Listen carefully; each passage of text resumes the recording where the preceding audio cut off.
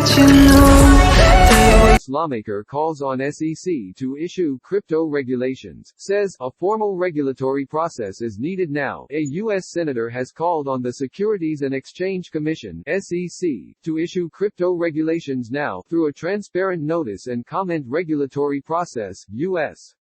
Senator John Hickenlooper, DCO, has sent a letter to the chairman of the Securities and Exchange Commission (SEC), Gary Gensler, regarding crypto regulations. In his letter dated October 13, the senator told Gensler, "Clear rules promote an environment where investors are protected," noting that existing laws and regulations were not designed for digital assets. He explained, applying the old rules to the new market could inadvertently in the process of pushing through legislation that would ban some proof-of-work mining operations.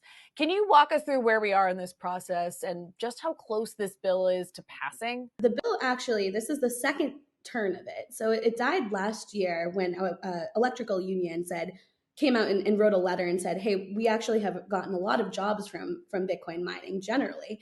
And now it's back. So it was passed by one group, and now it still has to pass through the Senate. And so that's where we're at this week with it. It's unfortunate that it's come back, because I think we still haven't had a chance for the lawmakers to really understand the benefits of Bitcoin mining for the state. And so that's kind of where we're at now. Now, for those who are just jumping into this debate, can you give us a quick rundown of what's at stake here?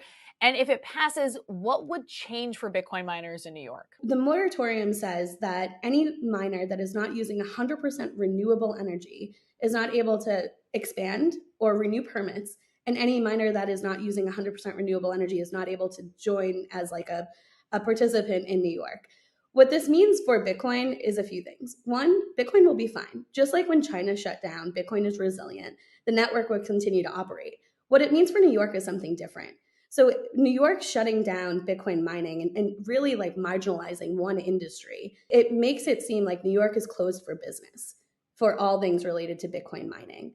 And, unfortunately, Bitcoin miners will find a different location. It won't be in New York. So it will drive jobs somewhere else. It will drive economic growth somewhere else. And New York will just, be where they're at now without thinking about like the future of where the industry and where Bitcoin can go. Yeah. And if talent in New York does leave, where do you expect them to go? Texas seems to be pretty open for Bitcoin miners. So that could be one location that we see miners flock to. Continuing on that last point, what is the impact on New York's economy and jobs? The impact on New York's economy and jobs. So if we think about the hash rate that's in New York, there's estimate about 3% of the hash rate. There's some large companies that means that they won't be growing any further in New York. There's also, a lot of companies that do things outside of just, mining that could consider moving jobs elsewhere. So things like Galaxy, right? Like we have a mining group. There's Foundry that's based entirely in New York. And, we are both growing, right? Our growing our teams significantly. And if New York is closed for business, like it does question, why are Bitcoin miners going to work there? So how real are the energy concerns around Bitcoin mining? Every industry uses energy, and energy usage is not a bad thing. It's where people think that something is useful or not. And that's where I think the debate starts to happen, right? Like, do we think that Bitcoin is useful? And I think that's, something that is really like subjective. Bitcoin is something that is a universal currency used all over the world.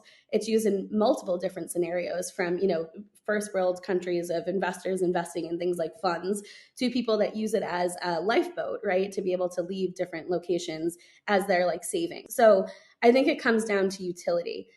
When we look at the energy piece of it, the Bitcoin Mining Council came together last year to share and promote transparency around Bitcoin's energy usage.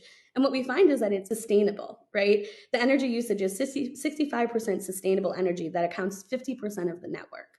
We can't really look at any other industry and say, this is exactly how much sustainable energy that this industry uses in totality. But for some reason, we put Bitcoin on a different pedestal. Is there a better way to regulate proof-of-work mining in the U.S.? I would say banning it is the best way to regulate it, because it's just going to go somewhere else, right? Miners just seek the cheapest form of electricity that they can get, right, to be economical. I think that if there was a solution where we could think about like growing in a way that was able to meet the state goals would make sense, which I think miners, would probably be open and willing to do.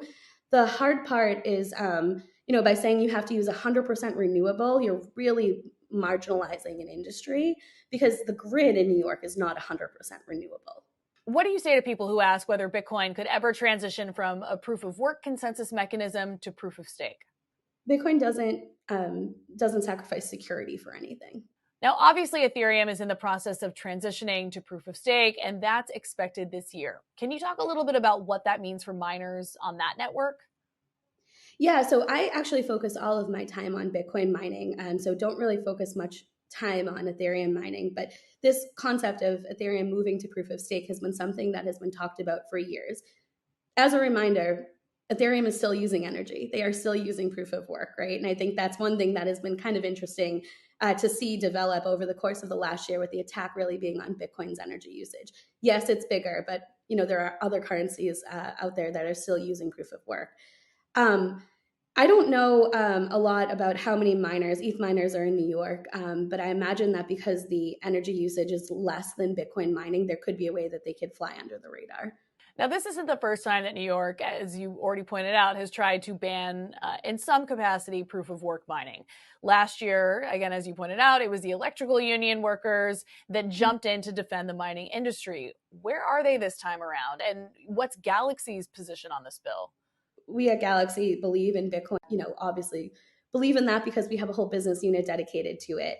So I think, we encourage lawmakers to learn, and we're like all ears to help teach, right, anything that we can about Bitcoin and mining. So I think there's a lot of different people behind the scenes that are trying to really push forward a study bill versus like a complete moratorium. I haven't had any interaction with the electrical union, but there's a lot more like Blockchain Association, right, Chamber of Digital Commerce, groups within the crypto ecosystem that are trying to really hone in on this bill and really try to educate lawmakers to make the right decision. Now, New York is often seen as a first mover with respect to policymaking. Could other states follow its lead if this bill does indeed pass? Yeah, I think that's one of the main concerns, right? Like, we think that thousands of young Filipinos started playing a computer game called Axie Infinity. In the game, you train and battle cute monsters against other players, just like Pokemon. But unlike Pokemon, you can actually earn money from each battle. Axie Infinity is built on the blockchain and allows you to earn cryptocurrency while playing. Much of the Filipino workforce has been severely underemployed since the COVID-19 pandemic, and Axie offered a desperately needed escape hatch. Many players started earning hundreds of dollars a month. Una, masaya ako. Malaking tulong sa akin kasi nakakatanggap ako ng pera na talagang tutulong sa akin sa expenses ko dito sa bahay, sa mga water bills, electricity bills, tsaka yun sa maintenance ng mom ko. 14 months later, Samerson Orias and many other Filipino players have exited the game, nursing anger, anxiety, and disappointment. Orias didn't make much, only $29 a week, over 35 hours of game time or more.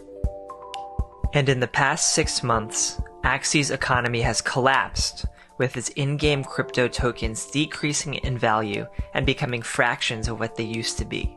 In November, the research firm Navic reported that average earnings for Axie players had actually dropped below the Filipino minimum wage, and they've only fallen further thanks to this year's crypto crash. Pagtagal, paunti-unti nakikita ko, napapansin ko, nanghihina ako. Sa pagpuyat ko, yung talagang stress ng pag-iisip ko kung paano ko gagawin yun. Doon ako nanghina. The story of Orias and Axie Infinity serves as a cautionary tale for crypto and its bombastic rhetoric about changing the world. Orias and others say that Axie